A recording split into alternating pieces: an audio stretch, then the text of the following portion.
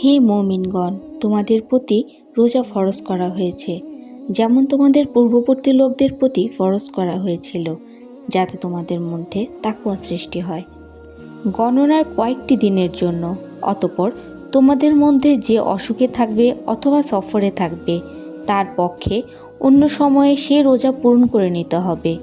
আর যদি তাদের জন্য অত্যন্ত কষ্টদায়ক হয়, তারা এর পরিবর্তে একজন মিসকিনকে খাদ্যদান করবে। যে ব্যক্তি খুশির সাথে সৎকর্ম করে তা তার জন্য কল্যাণকর হয়। আর যদি রোজা রাখো তবে তোমাদের জন্য বিশেষ কল্যাণকর, যদি তোমরা তা বুঝতে পারো। রমজান মাসই হলো সেই মাস যাতে নাজিল করা হয়েছে কুরআন, যা মানুষের জন্য হেদায়েত এবং সৎপথ যাত্রীদের জন্য সুস্পষ্ট পথনিদর্শন, আর ন্যায় ও অন্যায়ের মধ্যে পার্থক্য বিধানকারী।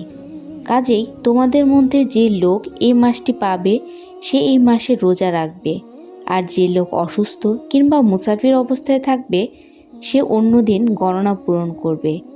আল্লাহ তোমাদের জন্য সহজ করতে চান, তোমাদের জন্য জটিলতা কামনা করেন না, যাতে তোমরা গণনা পূরণ করো এবং তোমাদের হেদায়েত দান করার দরুন আল্লাহ তাআলা মহত্ব বর্ণনা করো, যাতে তোমরা কৃতজ্ঞতা স্বীকার করো।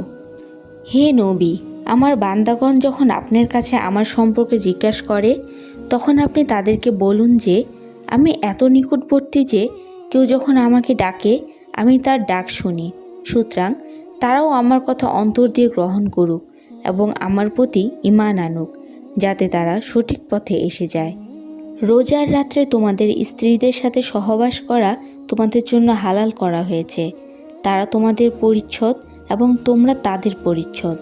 আল্লাহ অবগত রয়েছেন যে তোমরা আত্মপ্রতারণা করছিলে, সুতরাং তিনি তোমাদেরকে ক্ষমা করেছেন এবং তোমাদের অব্যাহতি দিয়েছেন। অতঃপর তোমরা নিজেদের স্ত্রীদের সাথে সহবাস করো এবং যা কিছু তোমাদের জন্য আল্লাহ দান করেছেন তা আহরণ করো, আর পানাহার করো যতক্ষণ না কালো রেখা থেকে ভোরের শুভ্র রেখা পরিষ্কার দেখা যায়। অতঃপর রোজা পূরণ করো রাত পর্যন্ত। আর যতক্ষণ তোমরা ইত্তেকাফ অবস্থায় মসজিদে অবস্থান করো ততক্ষণ পর্যন্ত স্ত্রীদের সাথে মিশো না। এই হলো আল্লাহর কর্তৃক বেঁধে দেওয়ার সীমানা, অতএব এর কাছেও যেও না। এমনইভাবে বর্ণনা করেন আল্লাহ নিজের আয়াতসমূহ মানুষের জন্য, যাতে তারা বাঁচতে পারে। তোমরা পরস্পরে একে অন্যের সম্পদ অন্যায়ভাবে ভোগ করো না এবং বিচারকের কাছে সেই সম্পর্কে এই উদ্দেশ্যে মামলা রুজু করো না যে মানুষের সম্পদ থেকে কোনো অংশ জেনে শুনে পাপের পথে গ্রাস করবে। লোকে আপনার কাছে নতুন চাঁদ সম্পর্কে জিজ্ঞাসা করে, আপনি তাদেরকে বলে দিন, এটা মানুষের বিভিন্ন কাজকর্মের এবং হজের সময় নির্ধারণ করার জন্য। আর এটা কোনো পুণ্য নয় যে তোমরা ঘরে তার পিছন দিক থেকে প্রবেশ করবে, বরং কেউ তাকেও অবলম্বন করলে সেটাই পুণ্য। তোমরা ঘরে তার দরজা দিয়ে প্রবেশ করো এবং আল্লাহকে ভয় করে চলো, যাতে তোমরা সফলতা অর্জন করতে পারো। আর লড়াই করো আল্লাহর ওয়াস্তে তাদের সাথে যারা লড়াই করে তোমাদের সাথে।